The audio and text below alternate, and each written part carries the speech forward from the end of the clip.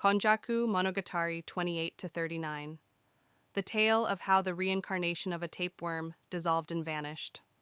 Once upon a time, there was a woman who had a tapeworm, Sunpaku, living inside her belly. She became the wife of a man named Name Unknown and gave birth to a baby boy. The boy was named Name Unknown.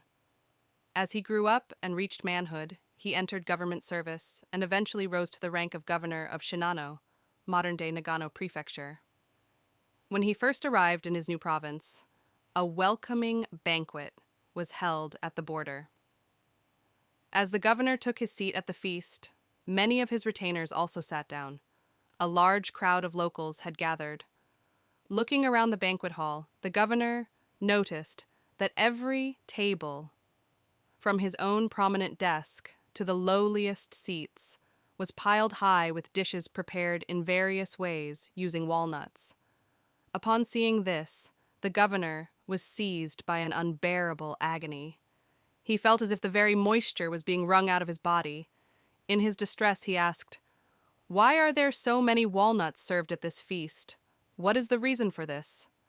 The locals replied, "Walnut trees grow in abundance all over this province. Therefore, we have prepared these walnuts in many different ways as a delicacy for you, my lord, as well as for all the high and low-ranking members of your household." The governor grew even more distraught and continued to suffer as if his body were being squeezed dry. Seeing the governor in such a weakened and confused state, the deputy Suk of the province, an old man who was wise in the ways of the world, found it very strange. He pondered the situation. Could it be that this governor is actually a tapeworm reincarnated into human form?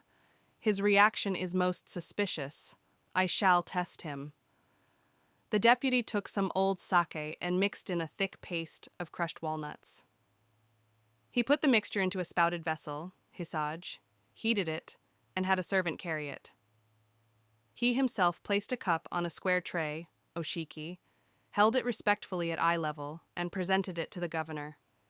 When the governor took the cup, the deputy poured the sake. Because of the walnuts, the liquid was thick and cloudy white. The governor, visibly offended, asked, "You have poured this cup far too full. And why is the color of this sake so white and cloudy, unlike ordinary wine?" The deputy answered convincingly, "It has been an ancient custom in this province that at the welcoming banquet for a new governor, we serve old sake mixed with thick walnut paste. It is the rule that the provincial officials present the cup, and the governor drinks it." Hearing this, the governor's face turned pale, and he began to tremble uncontrollably.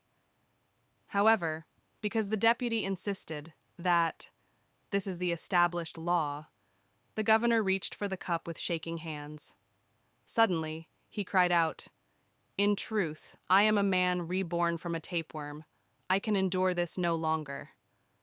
At that moment, he turned into water and vanished.